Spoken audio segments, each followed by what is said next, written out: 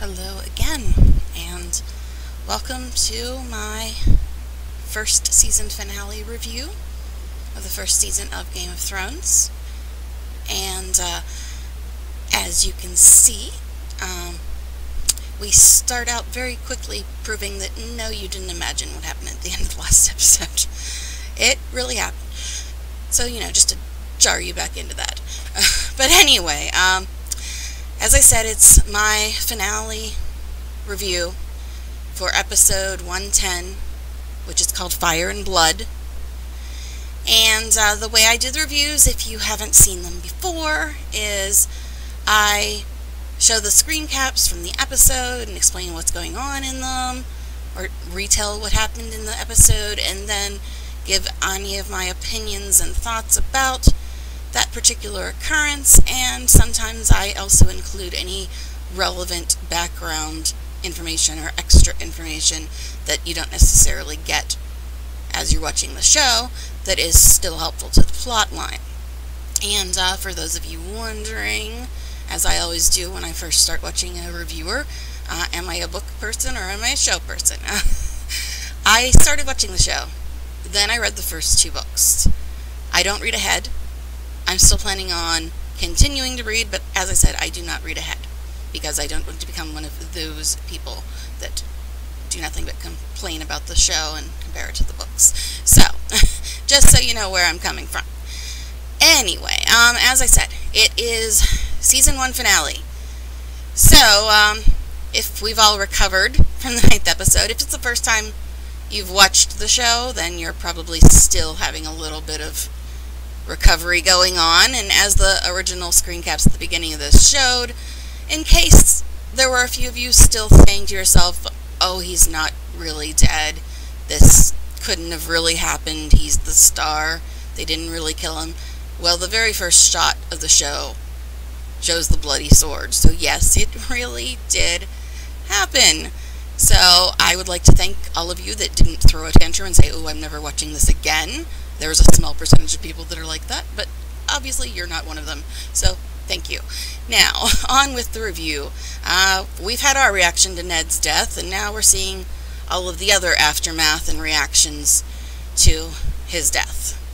And we pick right up immediately after that lovely final scene where Yoren is trying to keep Arya from seeing what happened to her father, as well as keep anybody else from seeing Arya.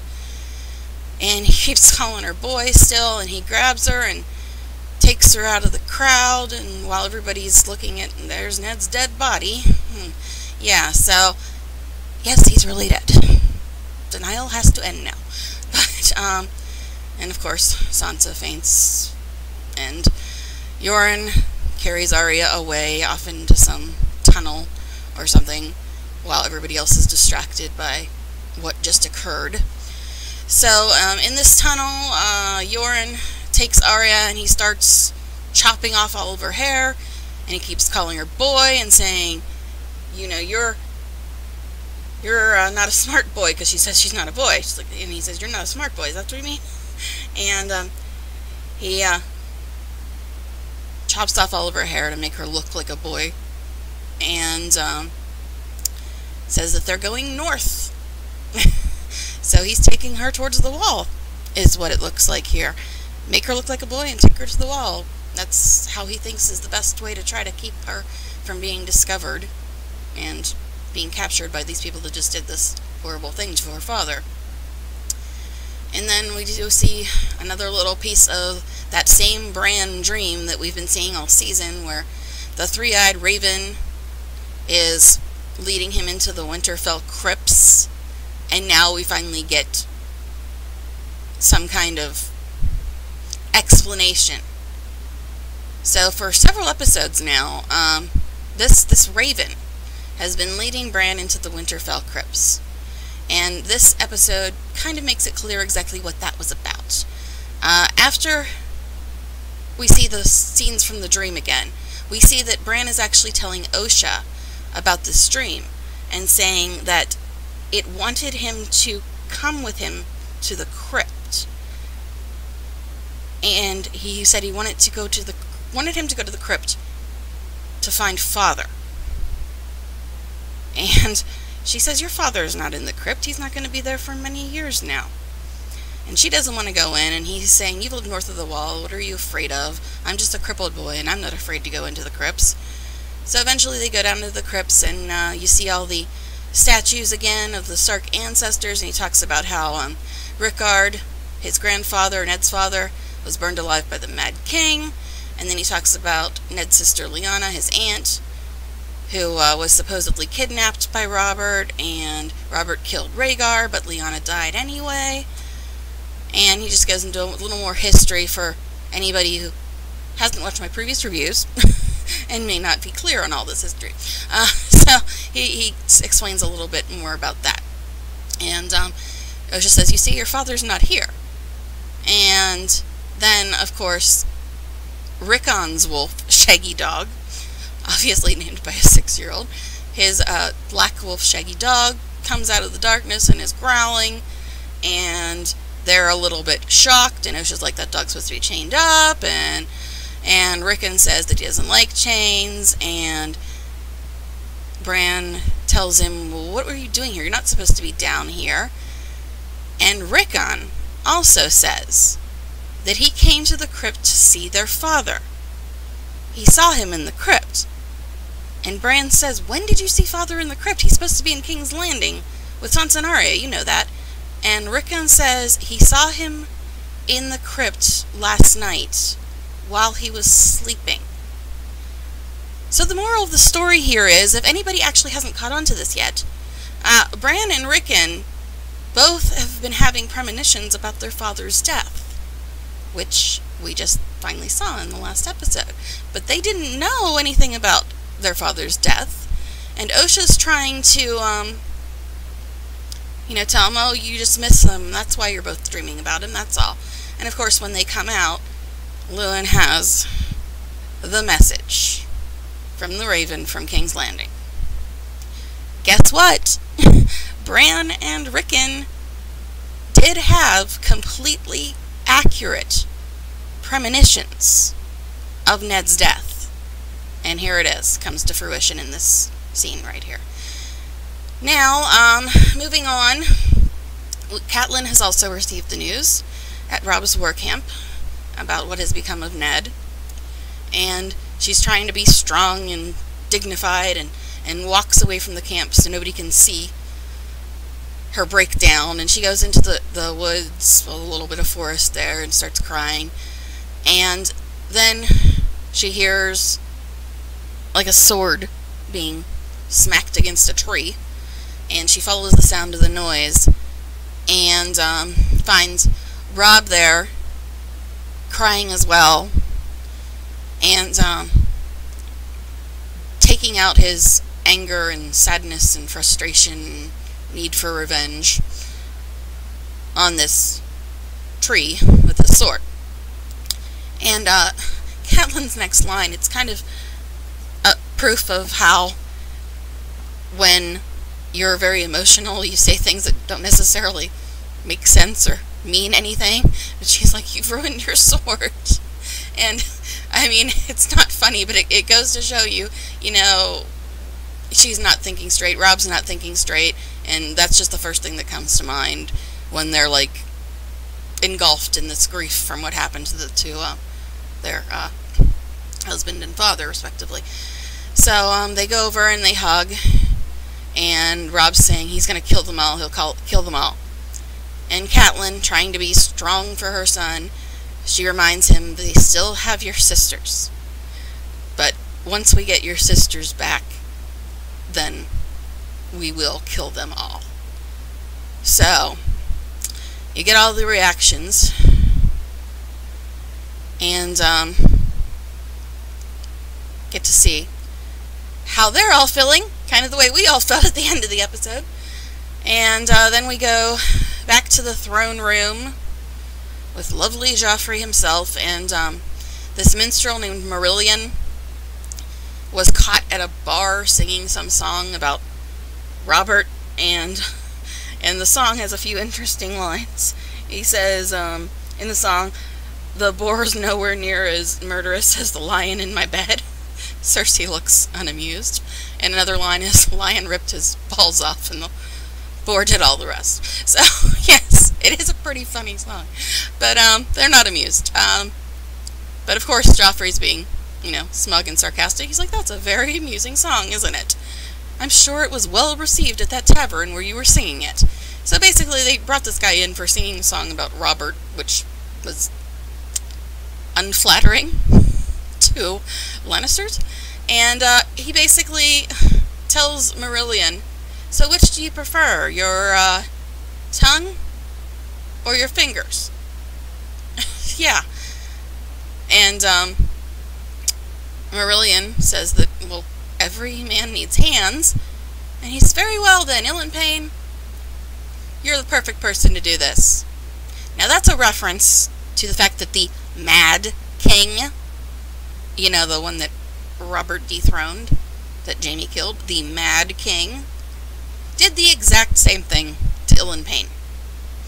And the reason the Mad King did that to Ilan Payne is because he said, he had been overheard saying that the hand of the King Aerys, who was Tywin Lannister, by the way, he said that Tywin really ruled the realm and not Aerys, and then Aerys had his tongue cut out.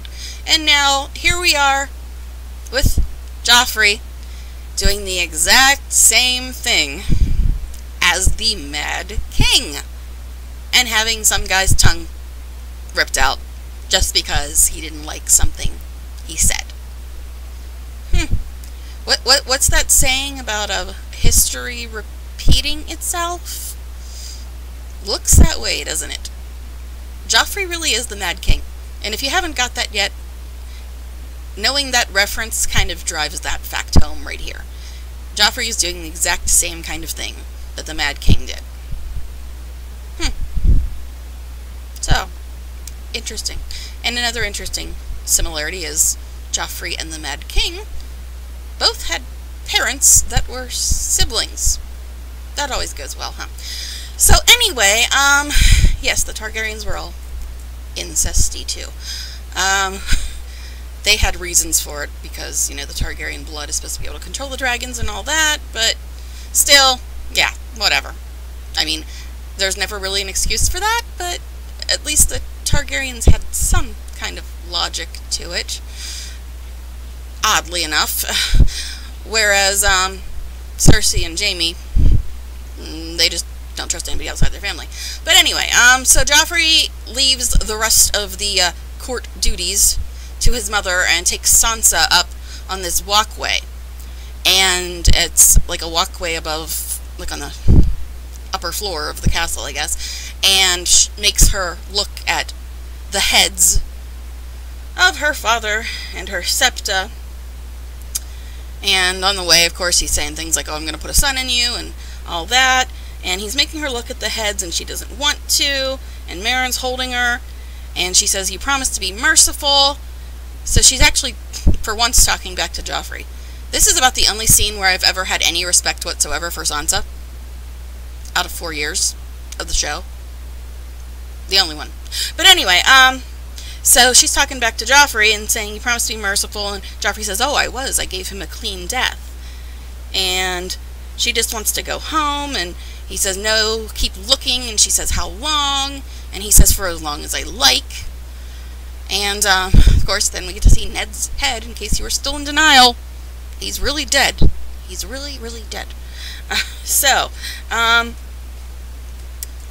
as I said, her septa's head's up there too, and he says he's going to give Sansa a present. And he tells her that he is going to give her her brother's head as well. Her traitor brother, he says. And Sansa, talking back again, she says, or maybe he'll give me your head. Yeah, so Sansa is kind of almost being a Stark in this scene. Don't get used to it. It doesn't last very long. But yeah, she's kind of being a Stark in this scene. But when she says, maybe my brother will give you, or give me your head, he gets ticked off. And he looks like he's going to hit her, and then he, checks himself and says, oh, well, Mother says that kings don't strike their ladies, because, Robert hitting Cersei. So instead, he tells Meryn to hit her instead. And after that, she has a little bit of blood on her face, and she looks like she's about to go over and push Joffrey off this walkway to his death. And I have a feeling that if she had actually done that, everybody in the world would love Sansa, unlike they do now. But she gets stopped. She gets stopped by the Hound, who pulls her back and pretends like he's pulling her back just to wipe the blood off her face, but he really does it just to stop her, because even though everybody wants Joffrey dead, he knows that if she actually did that, of course, she would be the next one to get killed. So he's actually protecting her. Even though, in order to protect her, he's stopping her from killing somebody that everybody wants dead, he's still protecting her in a way. And Joffrey finally leaves, and, well, before he leaves, he says, "Oh, will you obey now?" And Sansa actually doesn't say anything. She doesn't respond in any way. So, like I said, this is the only scene where Sansa didn't piss me off. This is the only scene where she actually acts like she had a backbone for once in her life. But anyway, so she tries to give the handkerchief back to the Hound. He says, "No, keep it. You're going to be needing that, and just save yourself a lot of pain and give him what he wants." So, that's that. That's the one and only time we're going to see Sansa act like a Stark. So, I hope you enjoyed it. Anyway, so, then we go back to another Stark. This is Robb's band of soldiers, and they're discussing the fate of the crown, and a couple of them are saying that they should just go and declare fealty to Renly, and then be with him, and join the armies with his, so they can defeat the Lannisters. And, one of them, actually it's Robb. Robb says, "Well, Renly can't be king before Stannis." So he's kind of doing a Ned impression by saying that. I mean, it's true, but we haven't met Stannis yet. But he's not a very likable character, which Renly kind of hinted at. But anyway, we don't meet him till season 2. But anyway, they're talking about how Stannis should be the rightful king, and his people are saying, or Great Jon specifically, he starts this whole thing. He says, "Why should I bow to some southern lords? They don't know anything about the north. Why should they be our leaders?" And he says even their gods are wrong, because the north worships the old gods, and the rest of the country pretty much worships the new gods. So that's also kind of a dig at Catelyn, but we won't mention that anyway, because she has new ways of life. And Great Jon says that Robb's the only king he'll ever bow to, and that's when they start calling him the king in the north, and they all bow to him and declare fealty to Robb as the king in the north. So basically what they want to do is they want the north to be an individual kingdom again, like it originally was before Aegon Targaryen, Aegon the Conqueror, and his two sisters, Rhaenys and Visenya, came to Westeros and had their dragons and conquered the 6 kingdoms, and then eventually Dorne came into the fold. But before all that happened, every single kingdom had its own king, and the Starks were the kings in the north, and, you know, the Arryns and the Vale and the Tyrells and the Reach, etc., etc. So anyway, this is them declaring Robb to be their new king and saying that they want individuality from the rest of the kingdom and to be their own kingdom again. And then Cat walks away and she wants to talk to Jaime. And a lot of people are... Well, it doesn't happen in this episode, but a lot of people don't like the way Catelyn deals with Jaime. I'll just put it that way. Not necessarily in this scene, but in later days. They're not going to be thrilled with things Catelyn does. But anyway, I mean, I've got other problems with Catelyn, so I won't even go into her and Jaime. But this is the first time we see Catelyn and Jaime interacting. And he's hitting on her. Literally, he's like flirting with her. He's hitting on her, and then she picks up a rock and she hits him. So he's hitting on her, and she just hits him with a rock. And Jaime says that he does love violent women. Cersei.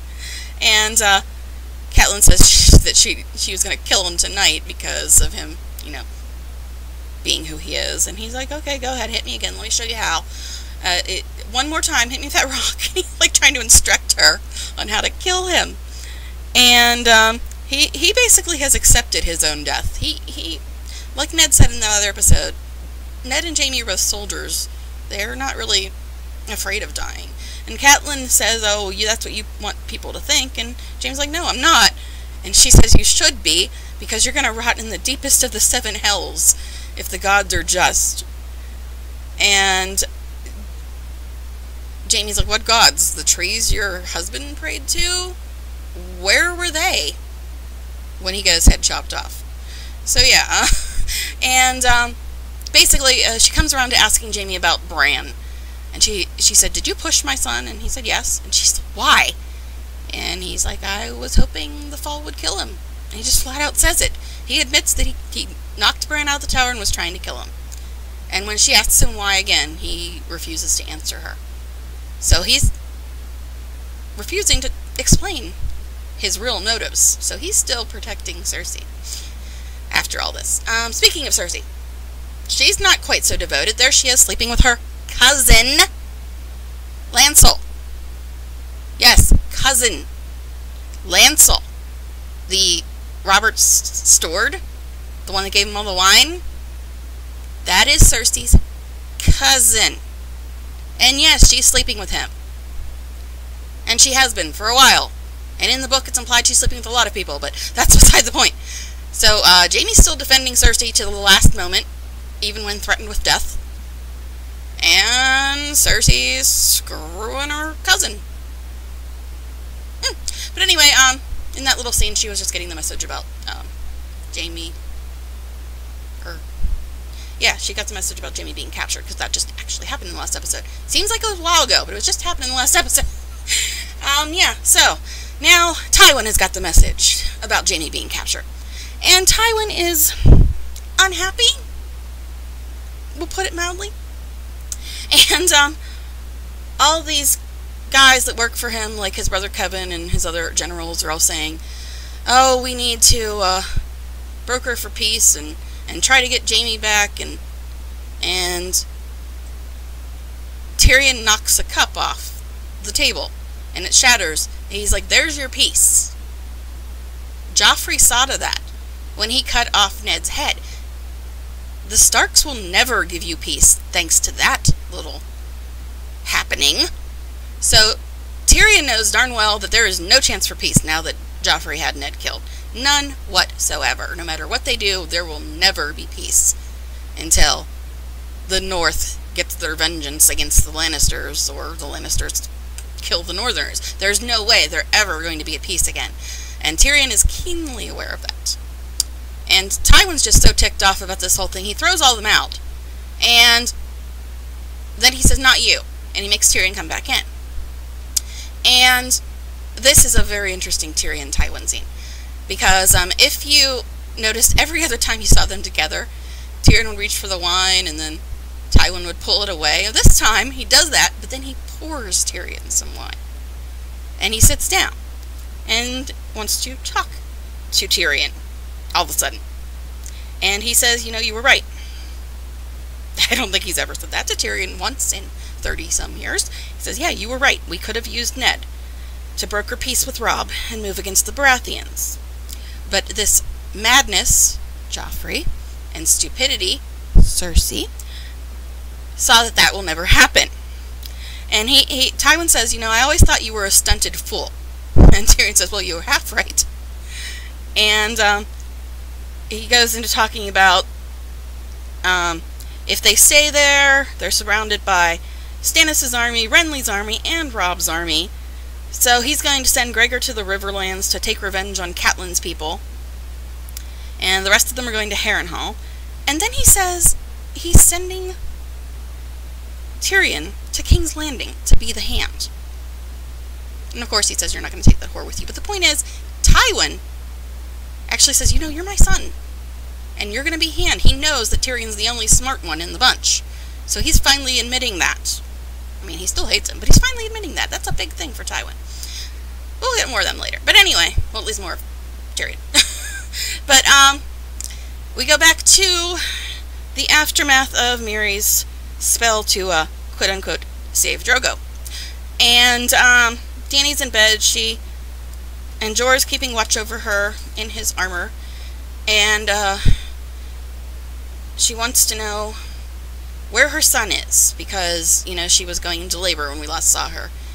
And then, he took her into the tent that Miri said they couldn't go into. And Miri comes in and says that he was monstrous and twisted and scaled like a lizard and wings like a bat and fell apart when she touched him and was full of grave worms and she's not being remotely sensitive. She's talking about Daenerys' stillborn baby and describing it that way. So yeah, she's being really nice. And she tells Dany that she warned her that only death could pay for life, and she says that Dany knew. Now, if I recall that scene correctly,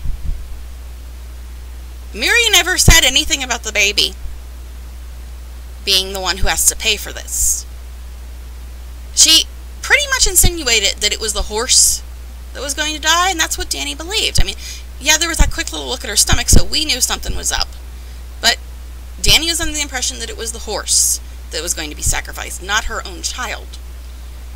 But yeah, Miri knew that was going to happen, and she just kind of left that out. So Dany wants to see Drogo and find out what she bought with her son's life.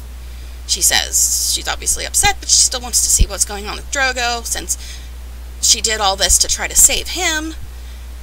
And it turns out that he's pretty much catatonic. He's a vegetable. So not only did Miri cause the wound to be infected, she cast a spell that killed Dany's baby and left Drogo a vegetable. And the whole time, she was giving Dany the impression that, you know, she was saving him and whatever. So yeah, that's how that worked out. And Dany says, when will he be as he is again? And she gives her this whole thing about when the sun rises in the west and sets in the east, when the mountains sway, and this whole big long thing. Basically, she's saying never. Drogo's never going to be the same again, is what she tells her. And at this point, Dany's just... she's broken at this point, obviously. So, she tells them to leave her alone with Miri. And Jorah says he doesn't want to leave her alone, and she says that she doesn't have anything left to fear from this woman. So she's pretty much lost everything. And, I mean, even her people left her, because obviously you went through that in the whole last episode. If Drogo died, and he's basically brain dead, if Drogo died, they aren't going to respect Dany at all. And she talks to Miri for a little while. And Miri basically admits that she did all this on purpose. She knew exactly what she was doing the whole time. She was deliberately and vindictively causing that child's death and causing Drogo to be left a vegetable. And she tells, and Dany's like, well, I saved you. Why would you do this to me? I saved you. And Miri says that she was already raped 3 times by the time Dany saved her, and her temple was burned, all her people were killed, and she said, what did you save me from?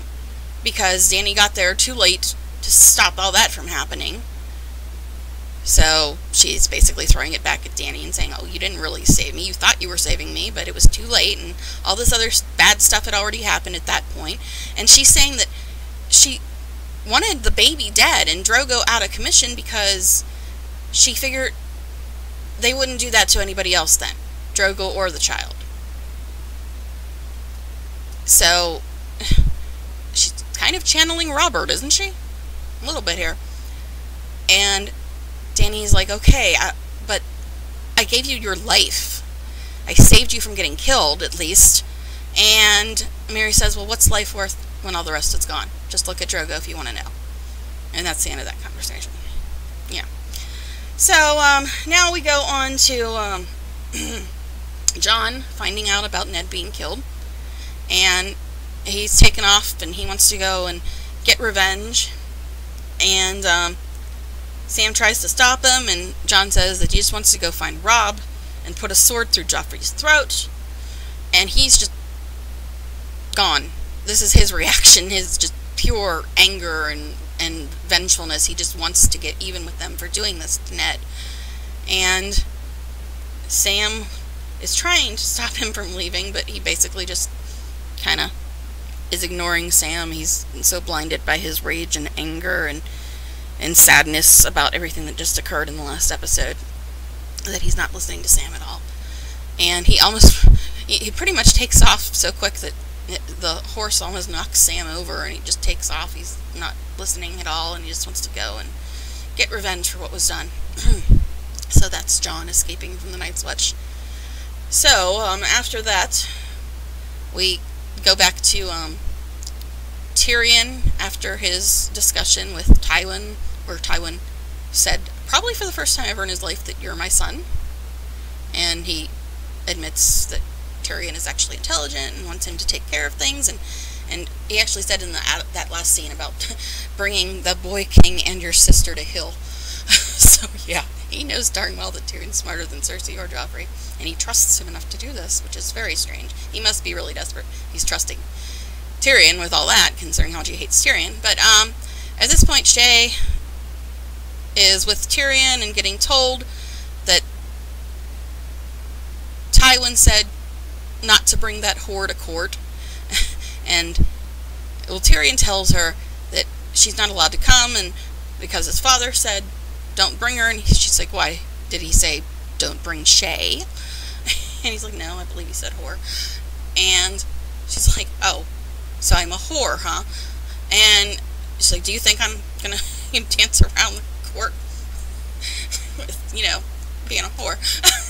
And he just laughs at her, and she's like, oh, so I'm a funny whore now.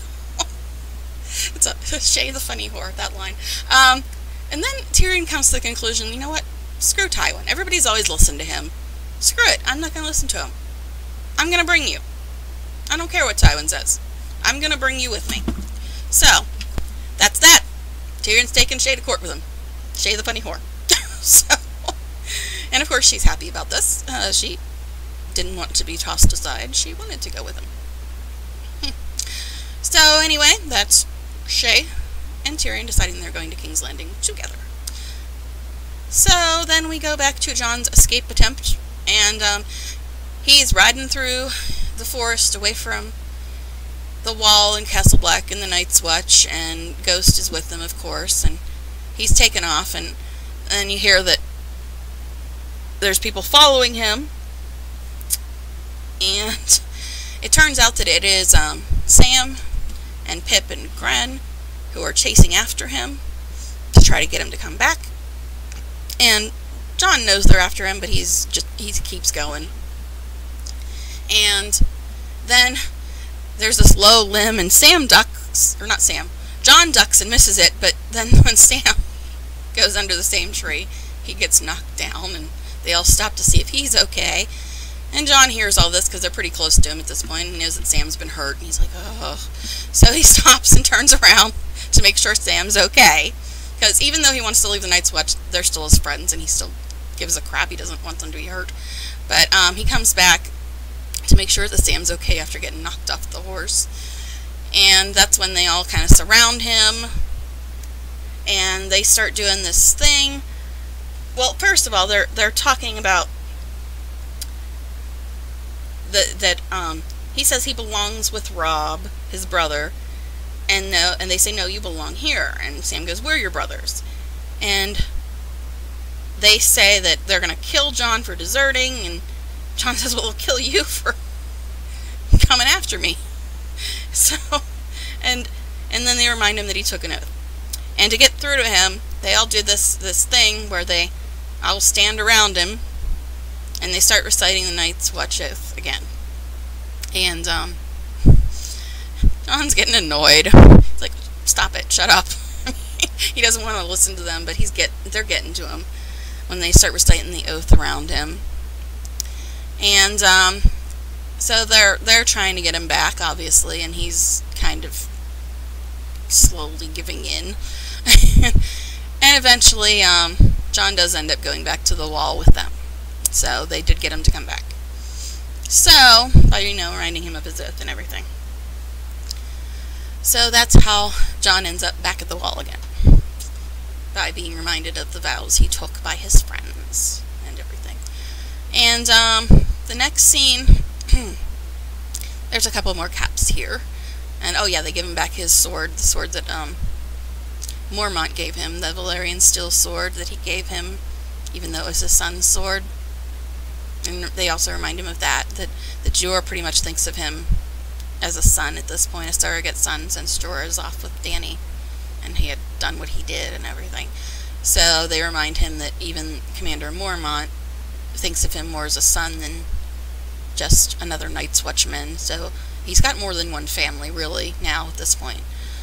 So they remind him of that, and he does eventually go back to the wall with them.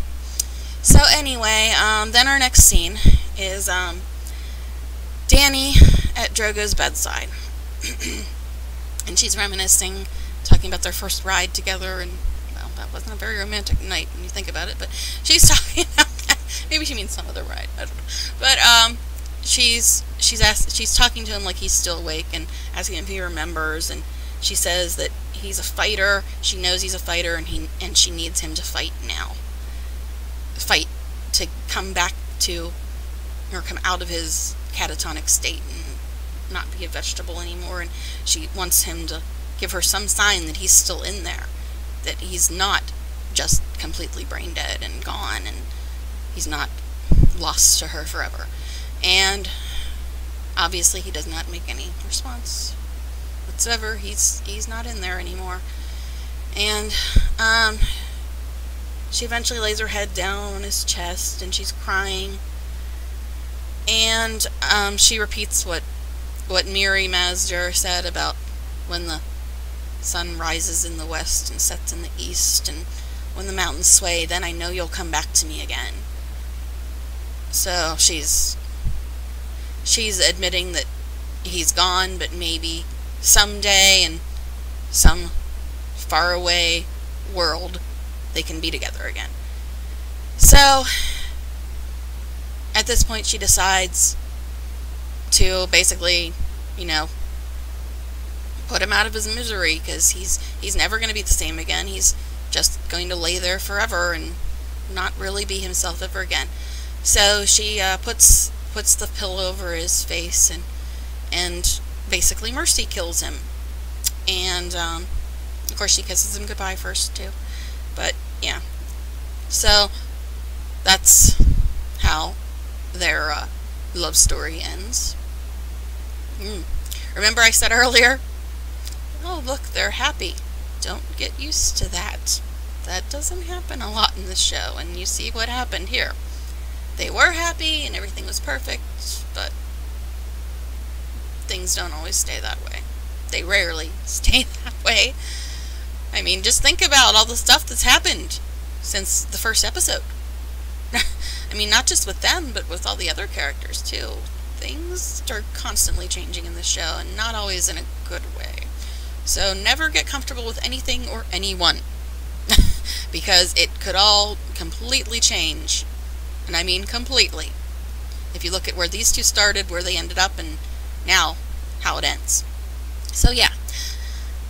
Then we go back to King's Landing, and crotchety old man Pycelle, Grand Maester Pycelle, he's blathering on about kings. He's talking to Roz. Even though she's in King's Landing now, she's still one of the most popular hookers in the entire show. I don't know. But, he's talking about kings to Roz. And he starts out saying, the thing you need to remember about kings. And then he goes off on all these tangents. And he says that he served for 67 years. Dude, how old are you?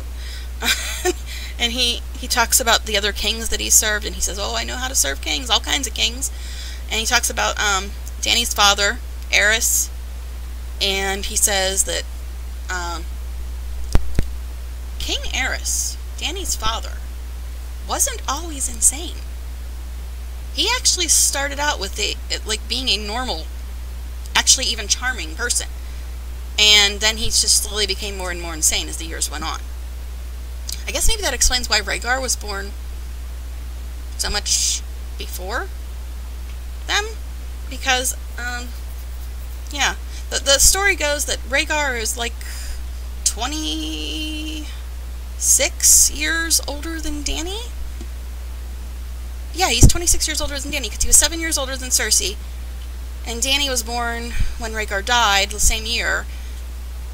And Cersei was married that year, so she would have been 19 when she got married. Rhaegar would have been 26. So yeah, maybe that explains that. Because Aerys and his sister Rhaella, maybe they started out and they actually didn't mind being together, but the story goes that he, like, was violent to her and raped her over and over again, and maybe that was after he became insane. And Rhaegar was born when he wasn't insane, and then the other two were born through rape after he went insane, maybe. But anyway, I'm hypothesizing because of the things I do know. But anyway, he talks about all the different kings, and Ross finally just gets sick of listening to him. She's like, you know, I'm just gonna go. So she leaves. And after she leaves, Pycelle then gets up, and he's like bouncing up and down and stretching out and acting like he's like a 20-year-old or something. So his whole old man act is an act. It's an act. He's so full of it.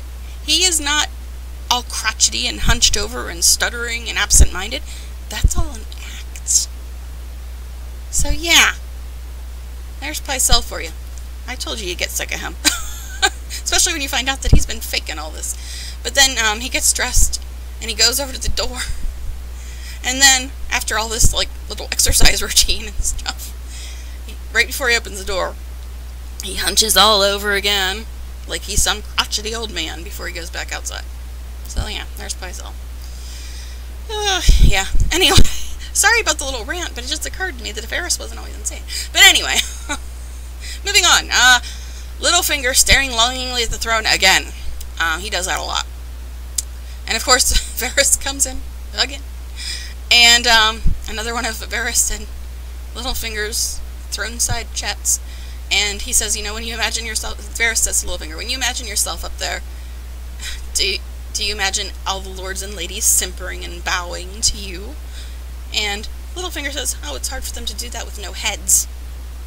So it gives you an idea what kind of leader Littlefinger would be, huh? And then they go on to another one of their conversations.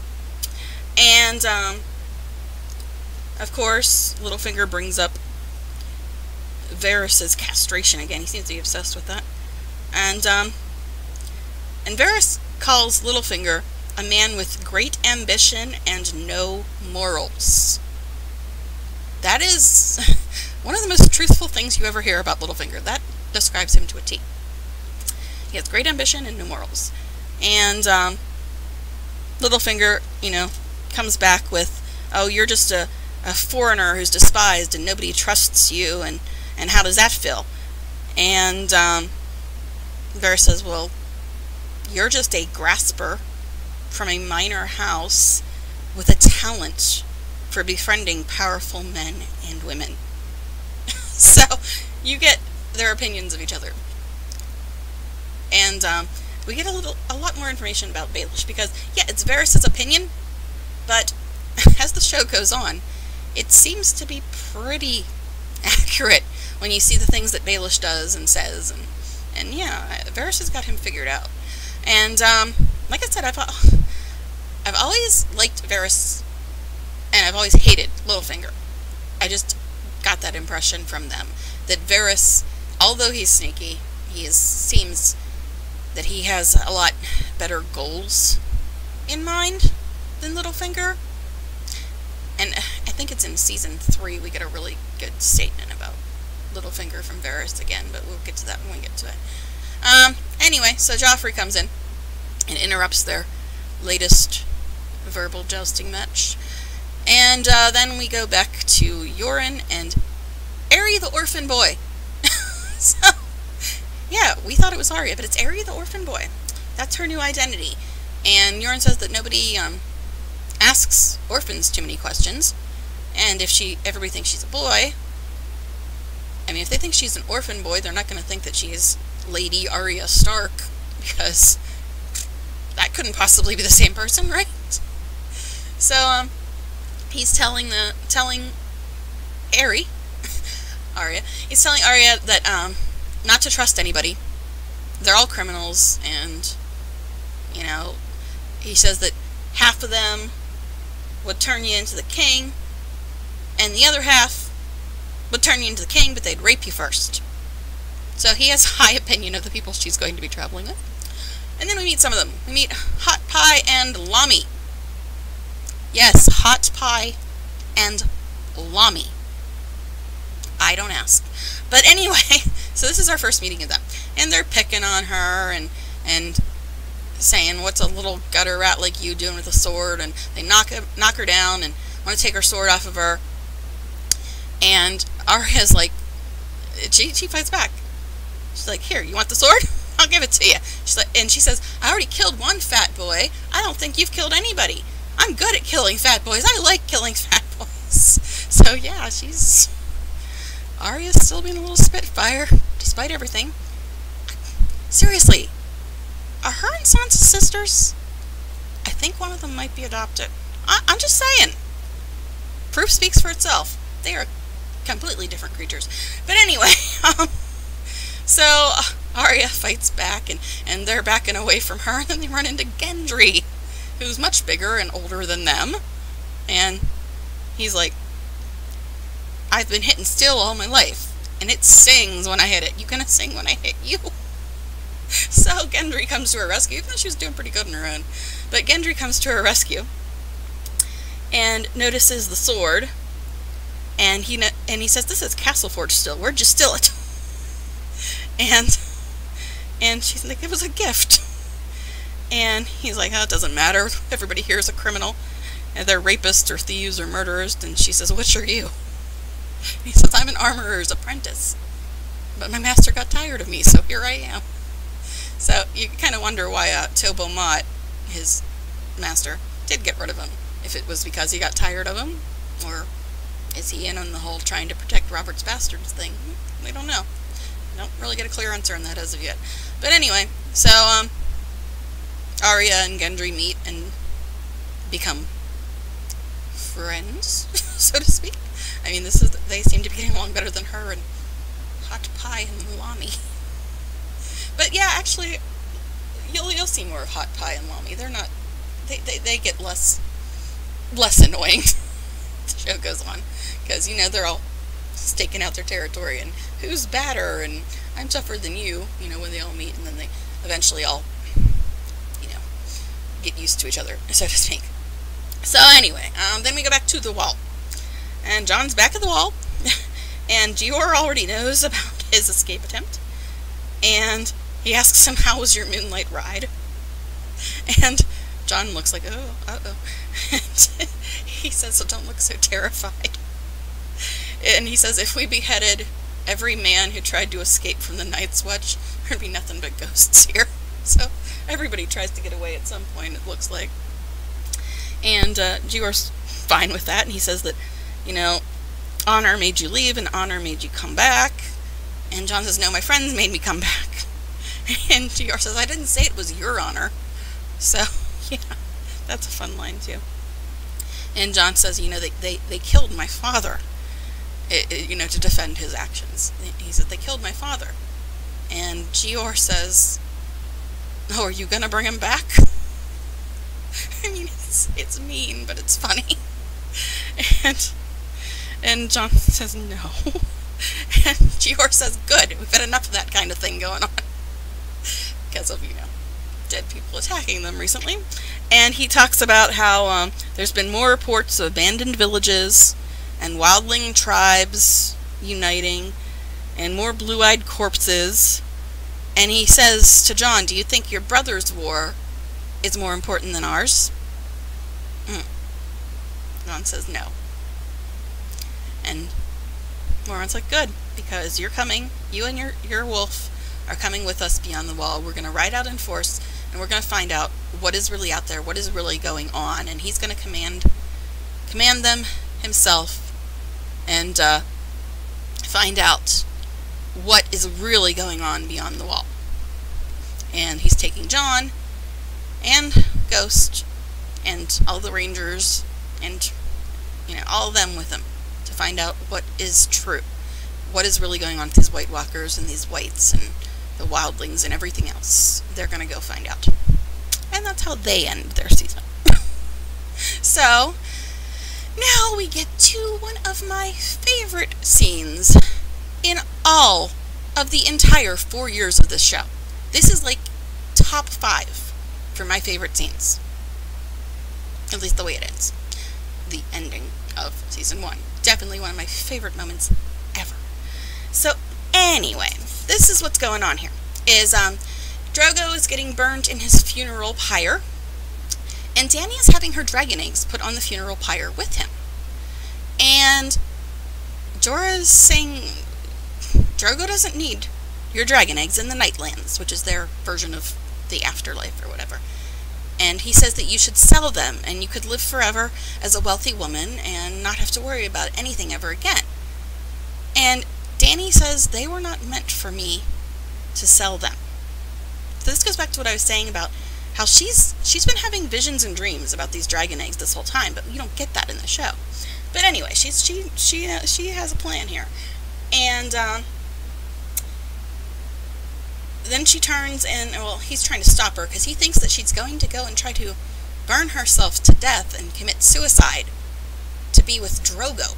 And he thinks that that's what she's planning on doing.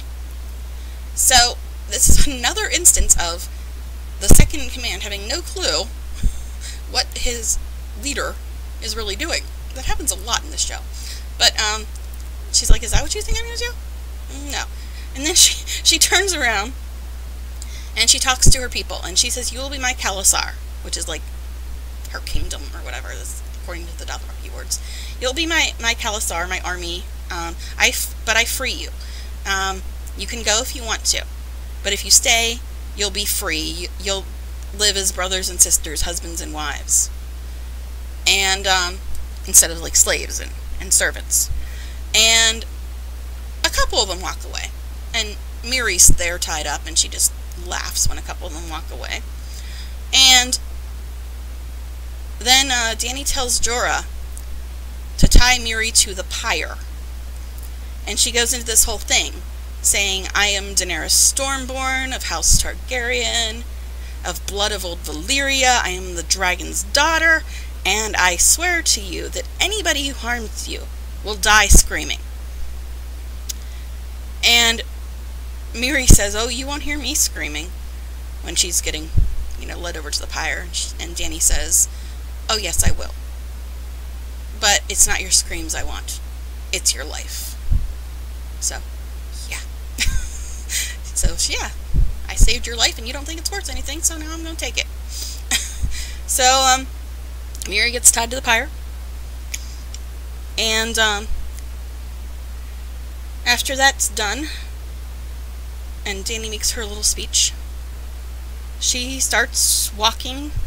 Well, she starts the fire with a little torch. She sets it on fire, and we get this lovely overhead view of the funeral pyre lighting up and everything.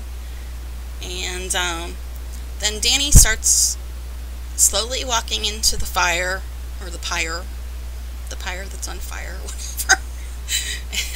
And she doesn't look scared. She doesn't look upset. She doesn't look like she's the kind of person who's about to kill herself. She just looks determined. So she starts walking into the pyre. And she crawls up on top of it. They don't really show that, but that's what she does. She crawls up on top of it as it burns. While everybody's watching, and they're like, what is she doing? Because they all think, she's killing herself. That's what they think she's doing. That she's so broken. But that doesn't make any sense with the speech she just gave. She's saying, she's promising revenge on anybody that hurts them, and then she walks into a fire. So they're like, wait a second. Those two things don't go together. If she's trying to kill herself, how's she going to get revenge on anybody? But yeah, she walks into the fire. And you don't really see much of that, other than just the reactions of the people watching this, and just trying to figure out what's going on here. Is she killing herself? Is she not killing herself? And then, of course, it flashes forward to the next morning. And they're all still there, waiting for the pyre to burn out. And Jorah comes walking in towards the pyre, and he thinks he's going there to, you know, scrape up Dany's bones and ashes. And he walks over to the pyre, the ashes that are left, and he notices that Dany is still alive. Doesn't have a burn on her. And this was foreshadowed quite a bit. She does not have a burn on her, and more than that, the 3 dragon eggs have now hatched. She's got 3 baby dragons. She knew exactly what she was doing. And she's brought dragons back to the world. And with that comes a lot of other things you'll see as the series progresses. But the dragons who have been dead for 150 years. She walks into a fire, comes out unburnt, and with 3 baby dragons. Back in the world again. And thus ends season 1. So, as I said, this is definitely one of my favorite scenes of the entire 4 years. As you can tell, I'm quite fond of Team Targaryen. I like Team Martell too, but we don't know much about them yet at this point in the series. But yeah, this is one of my favorite scenes of the entire series. I love it. It's just, after all the horrible things that happened up to this point, this scene, I mean, I guess if you're not a fan of Daenerys, I mean, there's some people that hate her, whatever, I don't even get it, but if you're not a fan of Daenerys, you're probably like, ugh, yuck. But to me, this scene is like, it gives you hope after all the horrible things that have been done. Because, yeah, Dany's tripped and fallen along the way, and she's still young, and she still doesn't know everything she needs to know, and she still doesn't have all the power she needs, but for the most part, she seems like, for the most part, she wants to do good. She may trip and fall along the way, but she wants to do good. And now we see that somebody who wants to do good, like Ned, actually is going to have a bit of power now, for once. Because Ned wanted to do good, but as you can see, he didn't have much power. And that people that did not want to do good had all the power. But finally, somebody who seems to want to do good for once is going to have a little bit of power. And it's kind of, it makes you feel better, at least with me, it makes you feel better about all the horrible things that happened before this. Because now there's a chance that somebody might be able to fix some things, finally. And that's what I got from Season 1. And the way it ended. A happy ending, if you will. So, stick around, and we'll see what happens in Season 2.